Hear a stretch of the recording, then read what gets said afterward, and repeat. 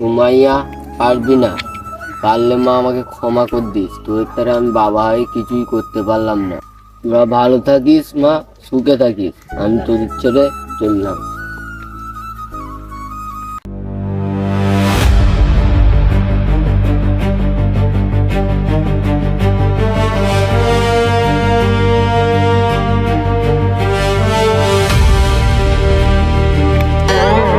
আরে ভাই থাম থাম থাম, এমন কাজ তুই করে নাকি?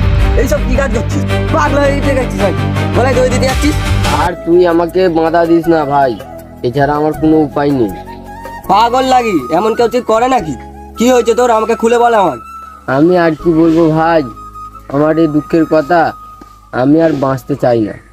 দূর পাগল, তোর মুখে খালি উল্টো পাল্টা কথা। এত টেনশন করিস না, আমরা সকল বন্ধু মিলে তোর যে কোনো একটা ব্যবস্থা করছি।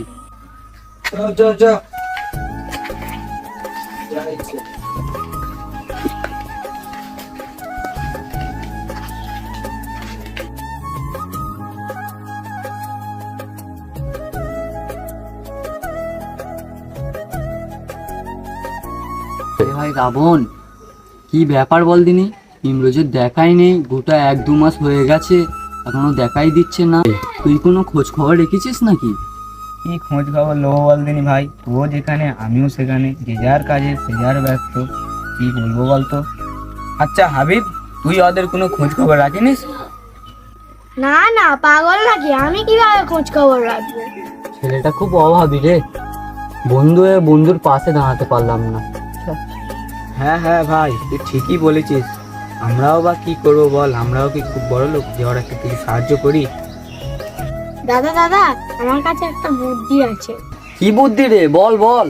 তবে আমাদের পাড়ায় যে এমএলএ আশিক বাবু আছে, তার কাছে গেলে হয় না? আরে তুই ঠিক বলেছিস তো, বুদ্ধিটা তো তোর ভালোই। তবে একটা কাজ করা হোক, ইমরোজ যখন আসবে তখনই ওকে এমএলএ আশিক বাবুর কাছে নিয়ে যাওয়া হবে, উনি কিছু সমস্যার সমাধান করতে পারবে। ঠিক বলেছিস ভাই, ও তাহলে আসুক, ওকে নিয়ে 2-3 জন মিলে যাওয়া হবে এমএলএ আশিক বাবুর কাছে।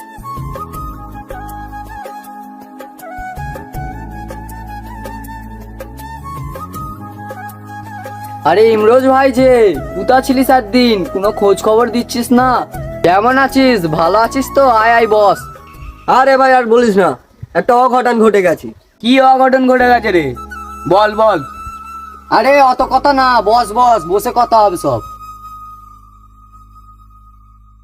কি অঘটন ঘটেছে, বল আমায় খুলে।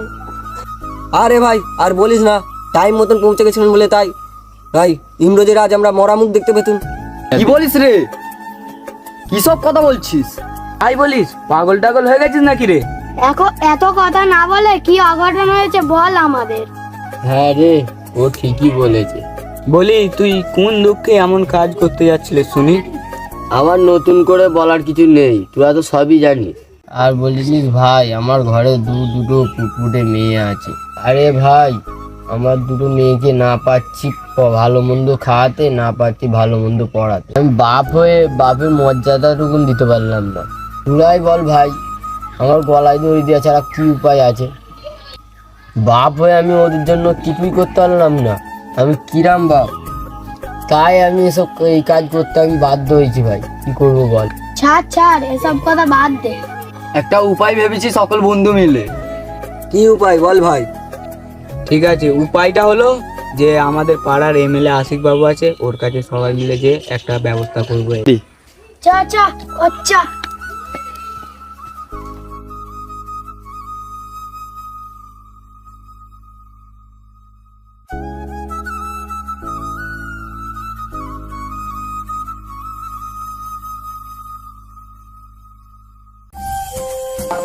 দাদা নমস্কার। আরে তোরা আয় আয়, বস বস। কেমন আছিস বল, বস।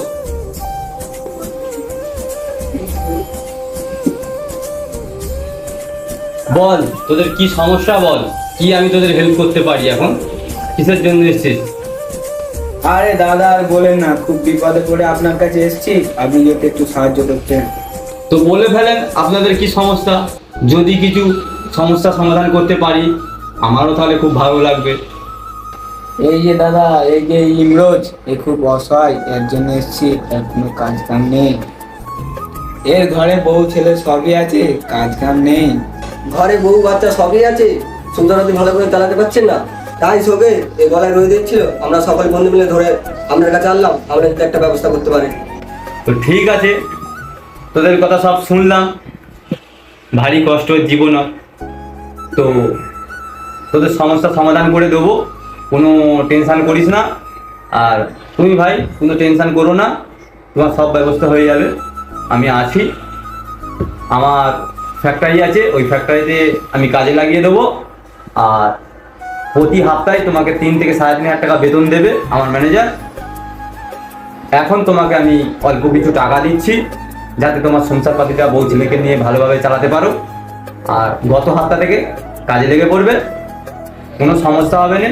যদি কোনো সমস্যা হয় আমার কাছে আসবেন অভিযোগ নিয়ে, আমি সমস্যার সমাধান করে দেবো, ঠিক আছে? নিশ্চিন্তে থাকবি, ভালোভাবে থাকবি, কোনো অশান্তি করবি না, ভালোভাবে চলবি, ঠিক আছে?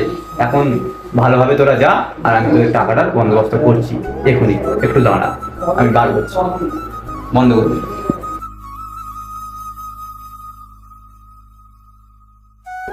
তাহলে দাদা আমরা আসছি, আবার আমাদের কোনো অসুবিধা হলে আমরা আবার ফিরে আসবো আপনাকে জানাতে। তাহলে আমরা আসছি দাদা, নমস্কার।